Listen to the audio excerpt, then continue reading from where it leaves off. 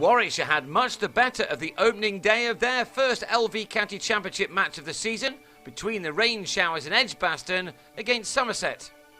Marcus Trescothick won the toss and elected to bat, only to lose his opening partner Errol Sapire to the day's 10th ball.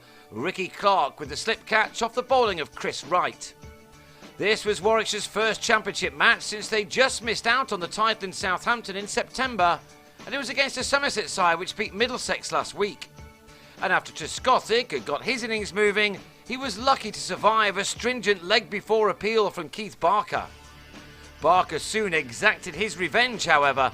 Another excellent outswinger was edged to Clark, who doesn't miss many in the slips. After a brief break for rain, Somerset immediately found themselves in trouble on 14 for 3, as James Hildreth fell first ball, comprehensively bowled by the brilliant Barker. The pitch looked to be a good one in Birmingham, and that is why Trescothick batted first.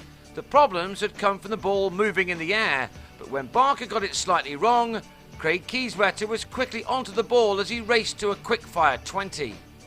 But he fell with a total on 41, nicking Wright to Darren Maddy. Wright then struck for a third time in his next over, his 9th. This time it was Nick Compton who was leg before for 5, to lead the visitors on 44 for 5. There were memories of the first game of last season when at Taunton, Warwickshire bowled Somerset out for just 50 in 88 balls. Either side of lunch, Joss Butler ensured that at least this attempt was going to be better than that. With Warwickshire's openers taking a breather, Butler, along with Peter Trigo, found life a little more palatable. Neil Carter in particular proved to be expensive as his 6 overs went for 41, with Trigo taking full advantage of anything off target. And with him going well, Somerset were able to almost double their total before they lost their 6th wicket. That came with a score on 83 when Butler, having made 18, gloved an effort ball from Clark behind to Tim Ambrose. Clark struck again in his next over to also remove Trigo for 27. The batsman looked a little suspiciously at the pitch after he'd edged to Maddy. With 3 figures still to be posted, Somerset could ill afford any silly mistakes, so this miscommunication between Vernon Philander and Adam Dibble would not have been too well received in the dressing room. Dibble was the luckless man to go for 1, to leave his side on 95 for 8. Philander needed to make amends for that, and to some extent he did just that with the best knock of the innings, beginning with the first of 2 sixes. Largely using the stand and deliver approach, the South African's knock was an important one to give the total some respectability. In the end, his partnership with George Dockrell for the 9th wicket was the best of the innings. Dockrell, who bowled his side to an opening match victory last week, played his part with the bat as he stuck it out in the middle for an hour. But it was Philander who shone the brightest on a dull day for batting.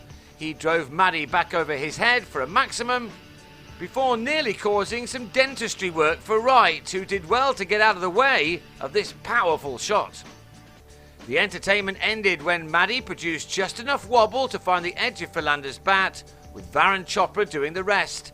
Philander had fallen for 38. The innings was soon ended by Wright, who finished with figures of 4 for 47. Steve Kirby the man to go, giving Maddy his 3rd catch of the innings. In 40 overs, Somerset had been dismissed for 147. The rain returned shortly after Warwickshire began their reply, but on the resumption, Ian Westwood tried to make the most of anything from the Somerset openers. There wasn't too much to hit, but when he had the opportunity to score, Westwood looked in reasonable touch. However, they were his only scoring shots. Philander could have had more than Westwood's wicket from his fine opening spell. The man who helped to put Warwickshire on top with the bat was Chopra.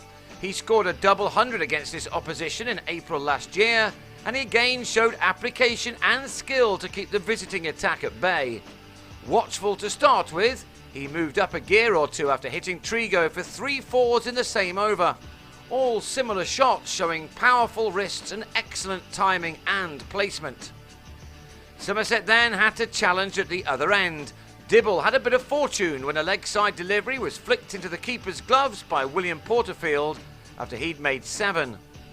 And that was the same score made by Jim Troughton before he was bowled by Dibble off the inside edge. Chopra continued to show excellent technique and temperament as the day came to a close. Batting was rarely easy throughout the 3 sessions, but he took advantage of anything loose to ensure that the efforts of Warwickshire's bowlers earlier on did not go to waste.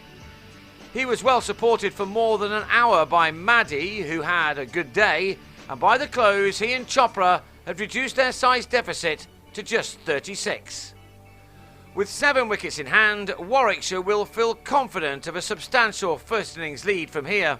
They will go again on 111 for 3 with Chopra on 40 and Maddy on 24.